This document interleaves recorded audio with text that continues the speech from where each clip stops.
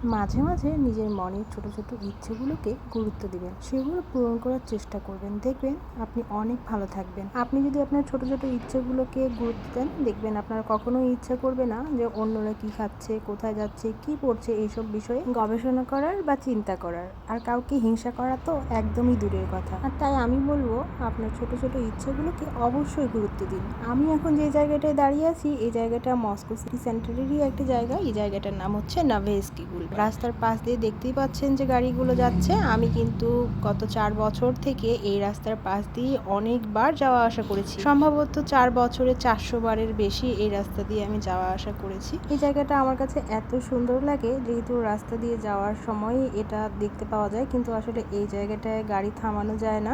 এটা কিন্তু কোনো পার্ক না, রাস্তার মাঝখানে ছোট্ট একটু বসার জায়গা। মস্কোতে অনেক অনেক পার্ক আছে, আর সেগুলো বিশাল বড় বড়, প্রতিটা পার্কই অনেক সুন্দর। কিন্তু এই রাস্তা দিয়ে আমি যাওয়ার সময় এই জায়গাটা দেখি, আমার খুবই ভালো লাগে। এখানে অনেক মানুষজন বসে থাকে, সময় কাটায়, গল্পের বই পড়ে। আমার দেখতে এত বেশি ভালো লাগে, আমি প্রায় ভাবতাম যে আমি এখানে একদিন আসবো। আর আমি যেহেতু আমার ছোট ছোট ইচ্ছেগুলোকে গুরুত্ব দিতে অনেক বেশি পছন্দ করি, তাই আমার ছোট্ট এই ইচ্ছেটা পূরণ করার জন্যই আজ আমি চলে এসেছি। আজ কিন্তু আমি এখানে এসেছি ঠিকই, কিন্তু হঠাৎ করে আসিনি। এখানে আসার ইচ্ছা যেহেতু আমার অনেক আগে থেকেই, আমি গত 2 দিন থেকে প্ল্যান করছি যে আমি এখানে আসবো, কিন্তু আসা হচ্ছে না। যেদিন হয়তো ওয়েদার ভালো থাকে সেদিন আমার বাসায় কাজ থাকে অনেক, আর বের হতে পারি না। আবার যেদিন ওয়েদার খারাপ সেদিন আমার বাসার কোনো কাজও থাকে না, এমন একটা অবস্থা। গত 2 দিন থেকে আমি এখানে আসতে চাচ্ছি, যখনই বের হতে চাই তখনই বৃষ্টি শুরু হয়ে যায়। আর আজ একই অবস্থা, সকাল থেকে একবার বৃষ্টি হচ্ছে, একবার রোদ উঠছে। আমি এখানে আসার পরও কয়েকবার রোদ উঠেছে, কয়েকবার আকাশ মেঘ করে এসেছে। কিন্তু ভাই, আজ তো আমার ডিসিশন ফাইনাল, আজ আমাকে যেতেই হবে, আকাশের অবস্থা যাই থাকুক না কেন।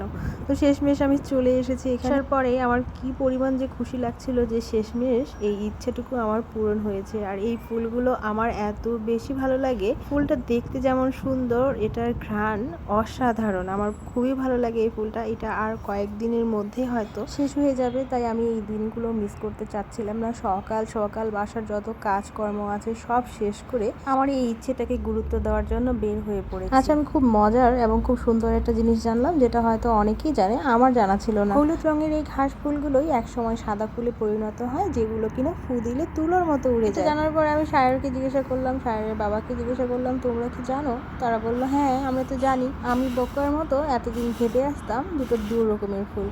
আর এই ফুলটা দেখুন, এই ফুলটা দেখতে আমার কাছে লাগছে বকুল ফুলের মতো। আজ এই জায়গাটা আসতে পেরে তো আমি খুবই খুবই খুশি, কারণ আমার অনেক দিনের একটা ইচ্ছে আজ পূরণ হয়েছে। আপনাদের কাছে এই জায়গাটা কেমন লাগলো বলুন তো? ফুলগুলো বাতাসে যখন দুলছিল, কি পরিমাণ যে ভালো লাগছিল দেখতে।